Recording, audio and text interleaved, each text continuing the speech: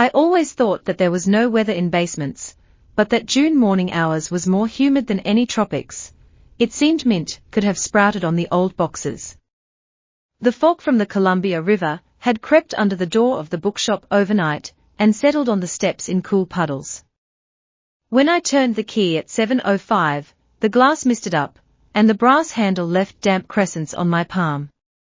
My name is Felicity Monroe, 52 years old, owner of the Kind Leaf in Astoria, Oregon. My shop usually smells of bergamot tea, old leather, and a light saltiness brought by the river wind. Cozy, until you go down to the basement, where the mold lives. For many years, I turned the lower room into a graveyard of damp boxes, unclaimed orders, a forgotten guitar amplifier from my ex-husband, a stack of self-help books on happiness that helped no one. I kept postponing the cleanup after the tourist season, after Christmas, and then just never. But that morning, the sun cut so sharply through the display window, illuminating the dust as if presenting me with a claim, and I gave in. I grabbed a clipboard, pinned up my graying chestnut hair, and resolutely headed downstairs. I planned to finish by lunchtime. I lasted 11 minutes. The dehumidifier had died in the spring. The cardboard squelched under my sandals. A spider ran along the wooden beam, confidently, like an old tenant. I sighed so loudly that the floorboards echoed back. And then there was a knock at the half-open side door, and a warm baritone, "Do you need help, Miss Monroe?" I turned around, almost tripping on a warped board. In the doorway stood Caleb Rivera, nearly 2 meters tall, broad-shouldered from working in the ambulance service, with dark curls under a worn baseball cap. 25, 26 at most. I remembered him as a little boy with a sticky lollipop and scraped knees. Now the smile was the same, but his chin was adorned with a 2-day stubble. "Good morning, Caleb. Don't you have a night shift?" "They let me go early." I saw the light. "I figured your dehumidifier had given up." He twirled a pair of work gloves in his hands. "May I come down to the crypt?" I almost objected, then looked at the precarious towers of boxes. Pride is lighter than a bookshelf, but it can still crush you. "Only if you're not in a hurry," I sighed. "Not going anywhere. My father's boat won't leave for salmon until 4. He stepped inside, and it seemed to me that the basement exhaled, or maybe it was me. We quickly found a rhythm. Caleb handed me boxes. I sorted, deciding what to save and what to write off. A waterlogged guide to Alaska, from 1963, fell out of a damp box. The pages stuck together, as if sighing. He asked carefully, "How old is the store?" 15. "Do I miss teaching?" "Sometimes." "Don't I want to drop everything and sail around the world?" I smiled. The adventure with my ex-husband was swept away by the wave. From time to time, he straightened up, stretching his shoulders. Strips of light cut across his muscles, and dust clung to the sweat like glitter no one had asked for. By 10 o'clock, we found a stack of letters, my handwriting, 1994, addressed to Felicity Hart. My heart stumbled. Caleb noticed. "Set aside separately?" he asked quietly. The tone, "Do you want to?" hit harder than the memories. In these parts, people have long referred to me in the past tense, as if widowhood and divorce deprived me of the right to choose. I nodded. He placed the envelopes in a plastic box and wrote in large letters, "Keep. Personal. Respect is sometimes louder than any compliment." By noon, the fog had dissipated. The basement semi-barge windows glowed amber. I brought 2 tin mugs of coffee. We sat, he on the old amplifier, I on an overturned box, inhaling steam and wood dust. "We've done half the work," he said, tapping his glove on the clipboard. "I feel like a marathon runner after a book fire," I smirked. He looked at me as if checking my pulse, an EMT by habit.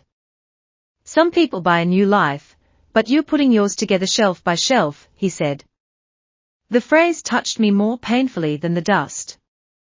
I joked, stay, I'll pay you in old medical textbooks. Deal. His gaze lingered a moment longer. A timer clicked in my chest. I stood up, spilling coffee. All right, back to the mine. But the air had changed density. When he bent down next to me, I felt the warmth of his skin, the scent of cedar deodorant, the soft hum of his whistled tune. By 3:30, the concrete floor was clear, a place of victory. He shook the dust from his hair. A white streak remained on his cheekbone. Without thinking, I wiped it away with my finger. We froze. The silence roared louder than the dead dehumidifier. His dark eyes searched for mine, no longer boyish, but adult, attentive. My hand still hovered near his face. The heat was transmitted through the skin. I lowered my hand. Thank you. For everything. He swallowed. Always welcome, Felicity. He had never spoken to me like that before. At the exit, he lingered. Tomorrow I'll take the junk to the dump, let me know if you need me. I'm just across the porch. He smiled, now softly, deliberately, and disappeared up the outdoor stairs. The basement suddenly seemed more spacious. I walked down the aisle, touching the new labels. My heart was still beating fast. In the flickering light of the bulb, I admitted to myself, I missed being the center of someone's undivided attention. At the checkout, I found a note slipped under the coffee grinder. Some stories are worth reprinting. K. I pressed the note to my chest, exhaled, and for the first time in many years, I asked the world, let the next chapter begin with a single glance. The next morning, I found myself waiting for the postman. Funny, in the age of notifications, I stood on the porch like a seventh grader waiting for a paper letter. A parcel with books. A bill. Among the pile of correspondence, a large, familiar handwriting on the envelope, Felicity, if you need a mover today, I and the truck are ready. P.S. Return the mug, I'm starting to worry about the caffeine. K. A mug, that's what he decided to call our yesterday's sigh. I smiled, pressing the paper to my chest, and felt a gentle push, to swallow embarrassment, or to feed it. I chose the latter. I signed the answer on the back of the envelope, 2 trips of junk. Plus lemon muffins. 1 p.m. I dropped it into the palace mailbox of his house, like a schoolgirl throwing a bottle into the sea, and hurriedly went to the store. By 1 o'clock, Caleb was already standing in the bed of the pickup, tightening the strap belts. The sun was shining in profile. I noticed a slight scar under his chin, first fall from a bike. Ask later. He jumped down, taking a box from my hands. Careful, there are records inside, I warned. 70s funk. He smiled. 60s folk, by the way. We loaded 3 trips instead of 2, we got carried away. We moved in sync, like tango partners, only our steps were measured by the metal door frame of the truck. Each box, a story, collection of postcards from Yellowstone, my honeymoon, which ended before the divorce. Nursing textbooks, of his late mother, whom he barely remembered, that's why he stroked the spines especially carefully. A pair of wall clocks with frozen hands, an unplanned mirror for both of us. The dump greeted us with hot wind and the smell of wet cardboard. We threw the past into the bunker, and each crash echoed with inner relief. It's a strange feeling, Caleb admitted, wiping his neck with the back of his hand. Like we've thrown away a whole chunk of time together. I nodded, the main thing is not to pick it back up. On the way back, his pickup suddenly slowed down near the roadside Caf Pelican perch. You promised muffins, he reminded me, and I promised coffee. Inside, it smelled of salt, fried shrimp, and vanilla. We sat in a deep booth, the sticky countertop reflecting the neon sign light. At first, we talked about trivial things, shifts in the ambulance, boring publishing bills. And then he asked, Have you ever wanted to drop everything? Every Friday, I answered. But on Saturdays, I realize, I love this city too much to run away. Caleb thought, stirring his cappuccino foam with a spoon. I've always dreamed of Chicago. At the end of my shift, I drive a patient, but I stay, get lost in the high-rises. What's holding you back? He smiled. Threads. Family, boat, student loans. I looked up. Threads can be woven, or they can be cut. He studied my face, not like a novice, but as if he already knew which gears were turning there. My heart collapsed from a strange mix of anxiety and relief. I was seen. In the evening, I was closing the shop when I heard a familiar engine. The pickup stopped at the curb. Caleb didn't get out. I approached the open window. Thank you for the day, I said. I need to return something. He handed me my mug from yesterday, washed, smelling of menthol. Our fingers touched, a tiny spark. He opened his mouth as if he was going to add something, but just smiled. Don't pick it back up, he reminded me of my own words, and drove away. I watched as the red taillights dissolved in the sea fog of Promenade Street. I felt both relieved and empty. The house greeted me with silence. Turning on the desk lamp, I laid out the saved photo albums. In one, a snapshot, a young me in the whirl of a folk festival, a guitar pressed against my ribs. A daring look, sunny laughter. When was the last time I laughed like that? I whispered to myself. Turning the page, I found a pocket with negatives. I shone the light of my phone, a dark portrait, a boy on the porch of a bookstore, 7 or 8 years old. Caleb. I had forgotten that I took his picture with a film camera when I first bought the store. So, our threads began earlier than we remembered today. With the challenge of the morning tide, a decision came. I took out a postcard with a combination lock, an old template for a gift certificate. On the blank side, I wrote, Saturday, 6 p.m. A walk along the pier and stories about Chicago. P.S. Find out where the Windy River runs. I'll show you how to turn the estuaries. F. I sealed it, addressed it to Caleb. I took it across the street, dropped it into his mailbox, and for the first time in many years, I stepped off the porch not into tomorrow, but into the possible. The Saturday dawn spread over the coast in pale coral light, and I woke up before the alarm. Thoughts of the evening walk bubbled up like bubbles in mineral water, joy mixed with stabs of anxiety. What was I going to give, to him or to myself? My psyche instantly turned on an ancient protective script, cool down, Felicity. You're 53, he's 27. People will think.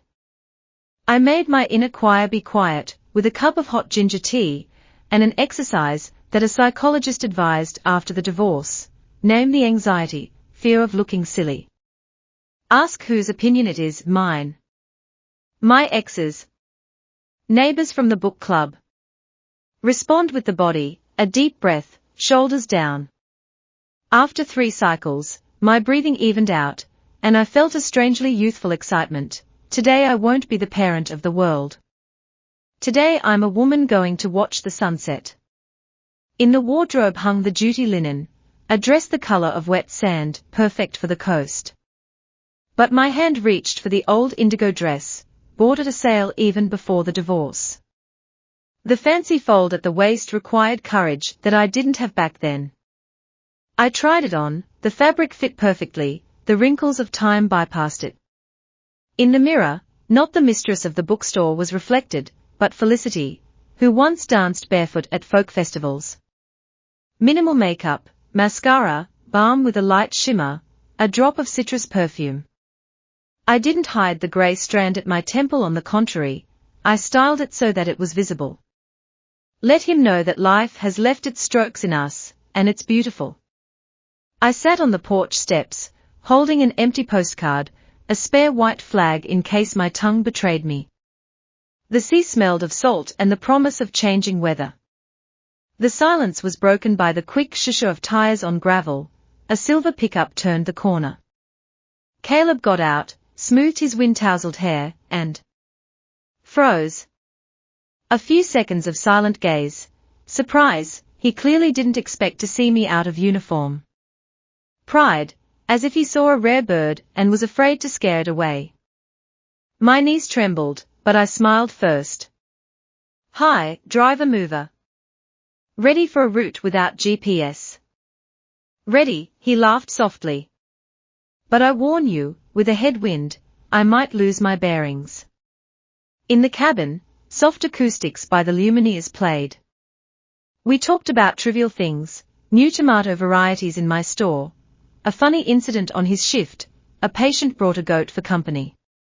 But beneath the surface, another, deeper river of questions flowed. Can we touch on the topic of we? Where does this familiar-unfamiliar closeness lead? I decided to be the first to extend a bridge. I found old negatives. One of them is you, a 7-year-old, with a book The Chronicles of Narnia on your knees. I completely forgot that I took it. Caleb smiled, then you taught me to distinguish Sherlock from Huckleberry Finn. Well, now you know through which wardrobe portals adults leave. He gave me a half-joking, half-respectful look. Maybe today you'll show me another portal. The pier was almost empty, the tourist season hadn't started buzzing yet. The wooden boards creaked, seagulls lazily circled over the fishing boats. We walked side by side, our elbows occasionally barely touching, electric impulses closer to the skin than to the heart. At the edge of the pier stood a round gazebo. There, under the garland lights, I unfolded an unexpected prop, a small cardboard globe on an axis. Imagine this is a bridge between our maybes, I said. I turned the globe so that it showed Lake Michigan. Here's your Chicago. And here, our Linden Bay. What if we can rotate the map, not jumping, but expanding? Caleb traced his finger between the points. You're talking about a corridor, not a cliff. Yes. We can experiment, but not destroy, neither my rootedness nor your pull to distance. He thought, then took a small compass keychain out of his pocket. I've been carrying it since childhood. I never knew why. Maybe for today's conversation. He attached the compass to the globe, and the needle trembled, looking straight north, to the line where the sea merged with the sky. Dusk fell quickly. We sat on a bench, watching the amber path of the sun melt into the water. And then Caleb, without looking, said, I thought I was looking for the horizon, but maybe the horizon is you. A pause. My heart did a somersault of panic, but my voice came out surprisingly even. The horizon is a line beyond which neither of us has been. I want to see it too. He carefully took my hand. Not hastily, not hotly, as if checking if the bridge would hold. Palm to palm. The contact burned with sweet embarrassment.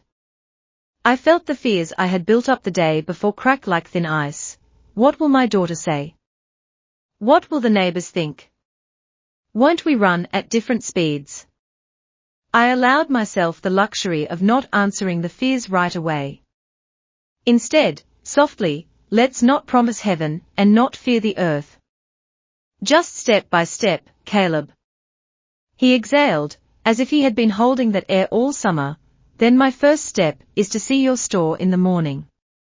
I want to know how the shelf with the new batch of novels smells. And mine is to teach you to read folk chords. You might need it in Chicago.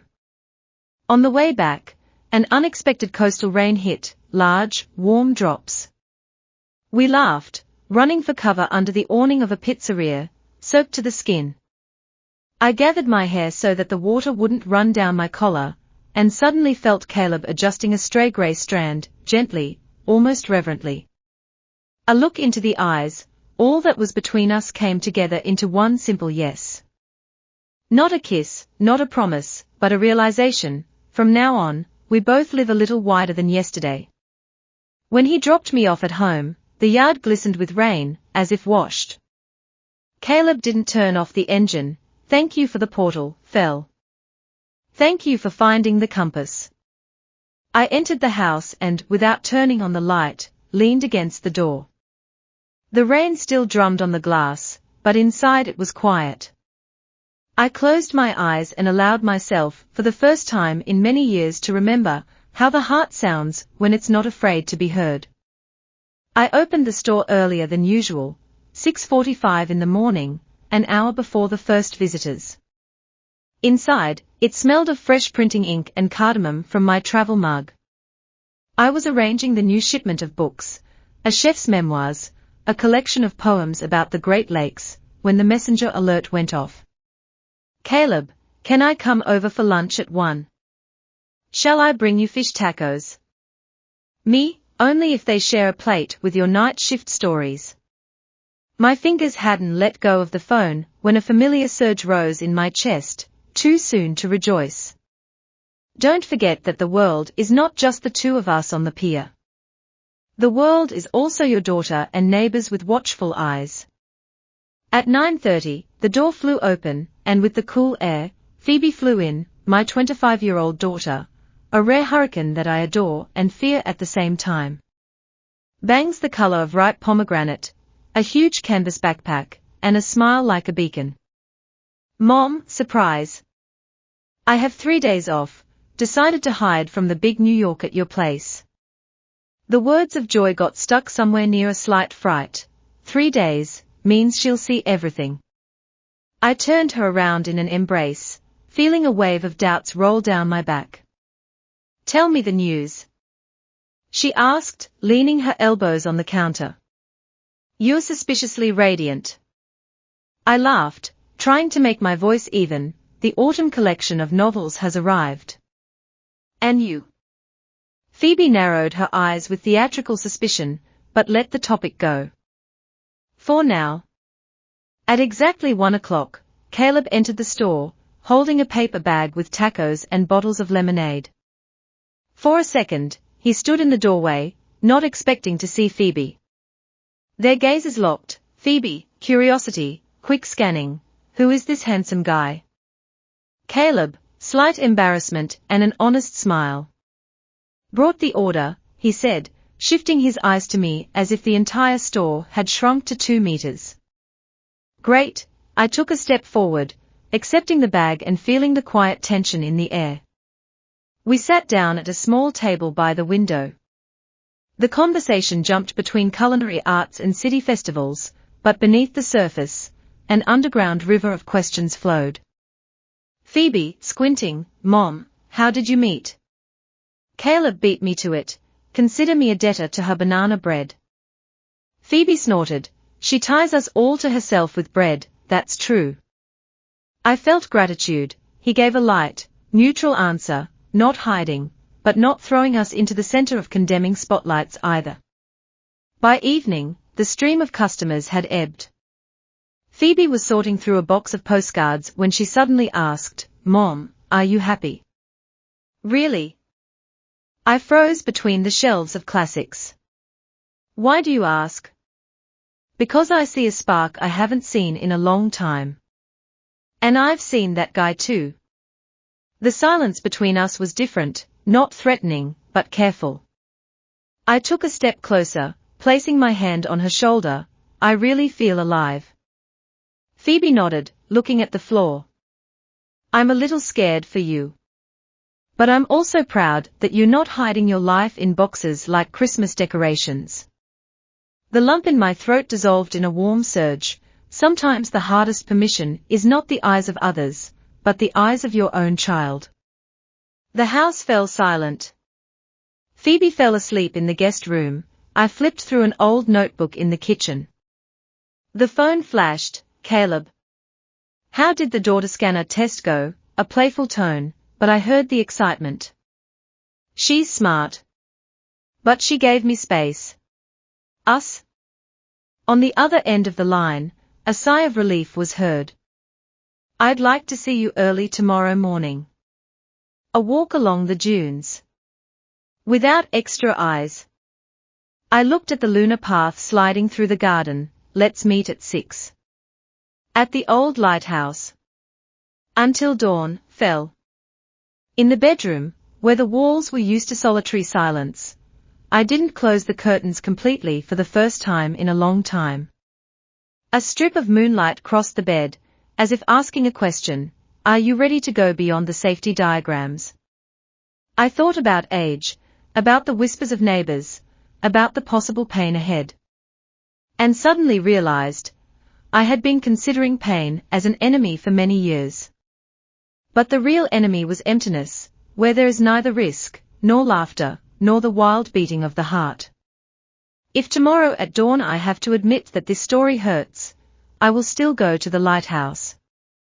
Because today's chapter showed, being seen is more precious than fearing cracks in the armor. At 5:45, I left the house as quietly as if I were sneaking through my own heart. Phoebe was still asleep, and the town looked like a pencil sketch, grey, uncolored. The road to the coast smelled of pine resin and cold sand. The fog lay low, as if it wanted to hide any hasty decisions. Caleb was waiting at the foot of the lighthouse, leaning his shoulder against the worn railing. In his hands, 2 cups, my usual latte and his black coffee. The lantern light was already off, but the lighthouse itself, a monumental reminder, every light has its hour when it goes out, giving way to the morning. Are you cold? He asked softly. I shook my head. The cold was not outside, but inside, seething, anxious. We walked along the dunes, step by step, silently. The first streaks of dawn appeared on the horizon when Caleb finally spoke. I've been thinking all night, what will happen to you if people find out? What will happen to me if I pretend I feel nothing? There was no bravado of yesterday's young man in his voice, only a timid we. I stopped, put the cup on the sand, and turned to him. For the first time in 8 years, I wake up, and my heart doesn't ask for silence. Yes, I'm scared. But if we lose because we didn't even dare to play, I'll never believe another word about courage again. He exhaled as if he had been given permission to live. The sun emerged from the water, a narrow, blinding coin, and suddenly everything turned golden, his face, my hands, the wet sand. We sat on the old wooden deck, our legs dangling over the dune slope. I talked about how after the divorce, I sorted every memory like documents in a filing cabinet, painful, down, can keep, up. He listened, propping his chin with his palm. I also store myself, but the other way around, fear, on top, joys at the bottom of the later box. Silence fell, heavy with the fact that both understood, we store ourselves incorrectly. Caleb looked away at the surf line. I'm leaving in 2 weeks for an advanced training course. 9 months. Tell me right away, should I pack the heart part of the luggage, or leave it with you for safekeeping? Something clenched in my chest. For so many years I had been afraid to invest feelings, and now the offer leave it with me sounded frightening and desirable.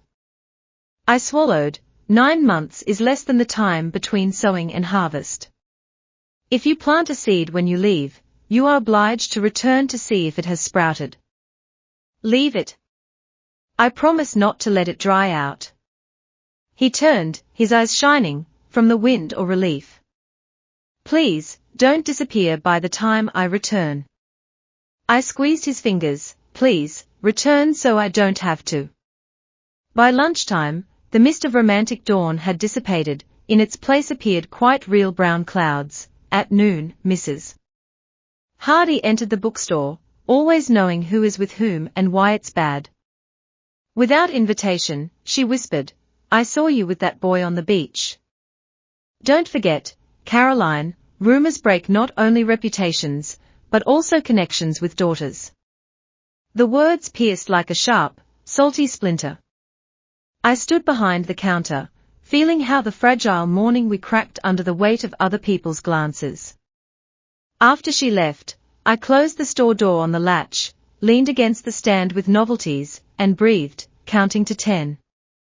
If I falter at the first whisper, do I deserve someone else's courage? In the evening, Phoebe found me at the kitchen table, crushing a tea bag as if it were the culprit of all troubles. "Again, the neighborhood heralds?" she asked, sitting across from me. I didn't answer right away. "Yes, and they are louder than my inner voice." Phoebe covered my hand with hers, just as I had covered her palm during school failures. "Mom, you taught me for many years, don't let the world fold you into a convenient shape. Now the world is testing whether you were joking." I looked up. There was no childish naivety in her gaze, there was adult determination. "If you choose him, I'm with you. If you choose to refuse, I'm still with you. Just don't choose silence." The daughter's words clicked the internal lock that I couldn't close myself. It turned out that support is not approval, but space to breathe. The night. The silence was broken by a sharp phone ring. An unknown number, my heart in my throat. "Hello. This is Caleb. I got into a minor accident. I'm fine, but the car is not drivable. I'm on the side of the highway to the north." The words were calm, but I caught a tremor, not from pain, but from the lonely light of the hazard lights in the darkness. "Stay there." I grabbed the keys, the jacket. Phoebe, sleepy, peeked into the hallway. "Are you okay?" "Need to help a friend. I'll be back late." She nodded, without questions. The highway stretched like a dark ribbon.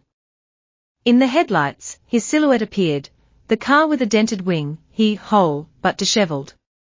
When I got out, he hugged me as if it was this embrace he had been waiting for more than an ambulance. "I was thinking of you when it skidded," he whispered. "And I was thinking that if something happened to you, I wouldn't forgive myself for wasting time on other people's gossip."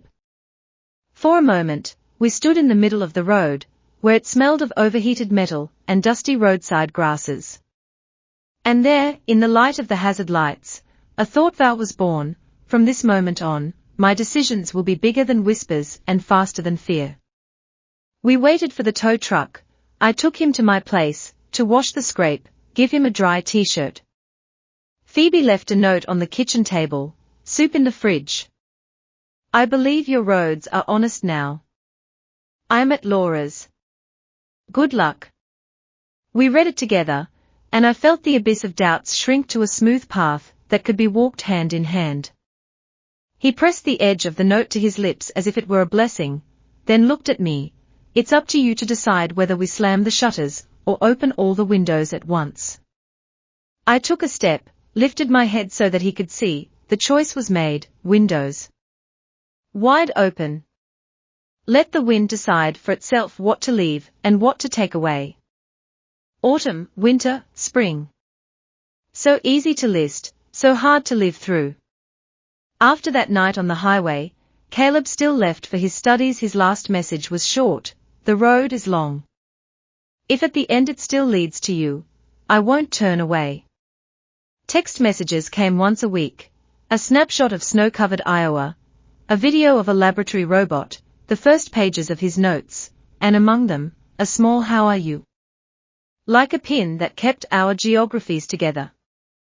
I replied just as succinctly, a photo of the new shelf in the bookstore, a burdock leaf frozen on the glass, and once, my reflection in the window, the grey strands I left untouched, and beneath them a smile I didn't recognize right away. In May, Phoebe returned from campus, her hair cut shorter, so confident that the old house suddenly seemed small to her. "I found an internship in Chicago," she said over dinner.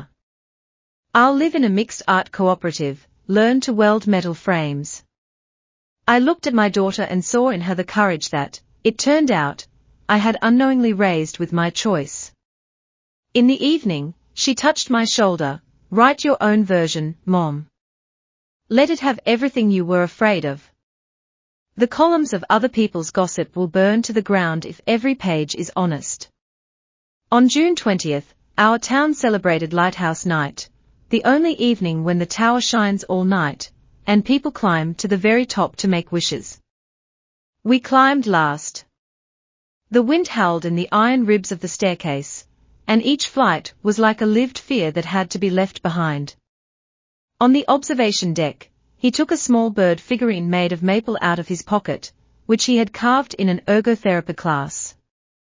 You taught me, when you clear out the garage, the main thing is what to let fly. I cleared myself out, but I don't want to fly without you by my side. Will you be my countercurrent? I laughed through a gust of wind, and will you be my wing support? He nodded.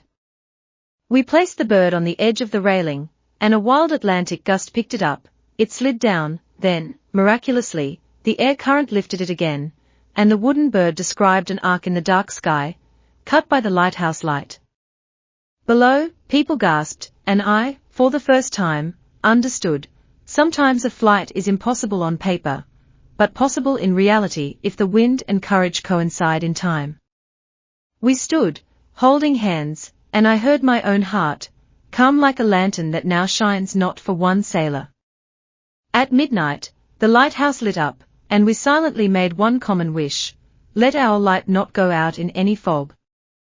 To those who listen to the whispers of neighbors, let your inner voice be louder than them.